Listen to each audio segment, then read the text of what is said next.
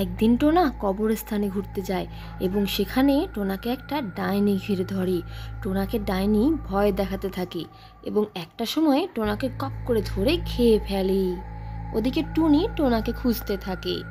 বুঝেছ শিয়াল ভাইয়া, টোনাকে কোথাও খুঁজে পাচ্ছি না, কত খুঁজলাম। টুনি জঙ্গলের ভিতরে ভিতরে টোনাকে খুঁজে বেড়াচ্ছিল। এমন সময় টুনির সামনে চলে এলো এক বিশাল বিপদ। সেই শাকচুন্নি টুনির সামনে চলে এলো এবং টুনিদের গাড়ির অ্যাক্সিডেন্ট করিয়ে দিল। সেখানে টুনি এবং শিয়াল আহত হয়ে গেল। তারপরেই ঘটলো এক অলৌকিক ঘটনা। সাধু বাবা সেই শাকচুন্নিকে ডেকে পাঠালো এবং সাধু বাবা সেই শাকচুন্নিকে বলল, এই জঙ্গল ছেড়ে চলে যা শাকচুন্নি, নইলে তোকে আগুনে পুড়িয়ে মারবো। শাকচুন্নিও ভয়ে সেখান থেকে পালিয়ে গেল। অমাবস্যার ভয়ঙ্কর রাত ছিল।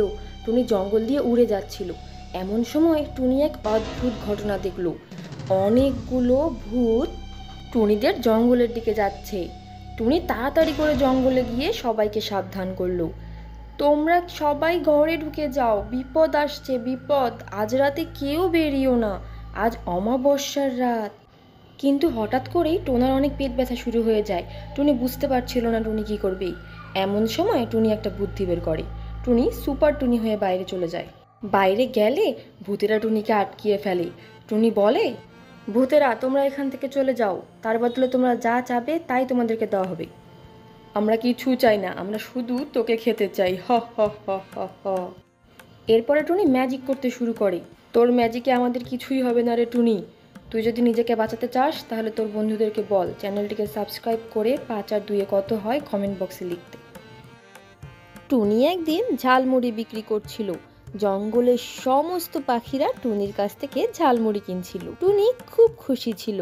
এমন সময় ডাইনি এসে টুনির কাছ থেকে ঝালমুড়ি নিয়ে যায়, কিন্তু ডাইনি টুনিকে একটি পয়সাও দেয় না। ডাইনি দিদি, তুমি তো আমাকে পয়সা দিলে না। এই দুশ্চিন্তা করিস না রে টুনি, পরের বার ঠিক দিয়ে দেবো, পরের বার দিয়ে দেবো। টুনি বুঝতে পারলো ডাইনি দিদি ওকে একটি পয়সাও দিবে না। টুনির খুব রাগ হলো। পরের দিন টুনি আবার ঝালমুড়ি বিক্রি করছিল। সেদিনও ডাইনি দিদি এসে টুনির কাছে ঝালমুড়ি চেতে লাগলো। টুনি এবার একটা বুদ্ধি পেয়ে গেল। টুনি কি বুদ্ধি করলো জানতে হলে চ্যানেলটিকে সাবস্ক্রাইব করে দাও এবং তোমাদের ঝালমুড়ি পছন্দ হলে কমেন্ট বক্সে ইয়েস লিখে দাও। টুনি ডাইনির ঝালমুড়ির মধ্যে অনেকগুলো মরিচ মিশিয়ে দিল এবং সেই ঝালমুড়ি খেয়ে ডাইনির মুখ থেকে আগুন বেরোতে লাগলো। ও বাবা রে, বাঁচাও রে, ও বাবা। দুই মামদভূত মিলে একটা সোনার ভান্ডার পাহারা দিত। তারা সেই সোনার ভান্ডারের আশেপাশে কাউকে আসতে দিত না। এই মামদো, চল না একটু খেয়ে আসি। আচ্ছা আচ্ছা, চলো চলো। মামদভূতেরা খেতে যায়। এমন সময় সেই রাস্তা দিয়ে যাচ্ছিল টুনি।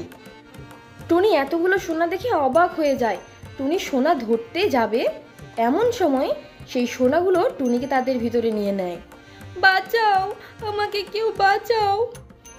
এমন সময় মামদভূত সেখানে চলে আসে। কি রে টুনি, তুই এখানে ঢুকলি কেমন করে? এখন তোকে কিভাবে বের করব বলতো? আমাকে বাঁচাতে হলে চ্যানেলটাকে সাবস্ক্রাইব করতে হবে এবং 3 আর 1 কত হয় কমেন্টে লিখতে হবে। কি বিপদে পড়া গেল বলতো? ঠিক আছে ঠিক আছে, বন্ধুরা চ্যানেলটা সাবস্ক্রাইব করে দাও, 3 আর 1 কত হয় কমেন্টে লেখো এবং লাইক দিয়ে দাও ভিডিওটিতে। জঙ্গলের এক ছোট্ট বট গাছে একটা মেছো ভূত থাকতো। সেই মেছো ভূত পথে যেই আসতো তাকেই ধরে খেয়ে ফেলতো। অনেক ভয়ে থাকতো সবাই, কেউ সেই গাছের সামন দিয়ে যেত না। একদিন টোনা মাথার উপরে অনেকগুলো মাছ ভর্তি একটা কলসি নিয়ে সেই পথ দিয়ে যাচ্ছিল। অনেকটা বেলা হয়ে গেল, তাড়াতাড়ি বাড়ি ফিরতে হবে। মামদভূত টোনাকে দেখে খুবই লোভে পড়ে যায়। মামদভূত টোনাকে খপ করে ধরে খপ করে গিলে খেয়ে ফেলে। ওদিকে টুনি টোনাকে খুঁজে না পেয়ে খুব হাহুতাশ করছিল। তারপরে টুনি নিজের জাদু শক্তি দিয়ে সমস্ত ঘটনা জানতে পারে। টুনি তাড়াতাড়ি মামদভূতের কাছে যায়। মামদভূত, তুমি টোনাকে ছেড়ে দাও। যদি তুমি টোনাকে ছেড়ে দাও তাহলে সবাই তোমার চ্যানেলটিকে সাবস্ক্রাইব করে দিবে এবং ভিডিওতে লাইকও দিয়ে দিবে। টোনা আর টুনি আজকে অনেক খুশি। আজকে তাদের 3-3টে ডিম ফুটবে। টোনা আর টুনির সবগুলো ডিম শিয়াল চুরি করে নিয়ে যেত। দেখতে দেখতেই টুনির একটা ডিম ফুটে বাচ্চা বেরোলো।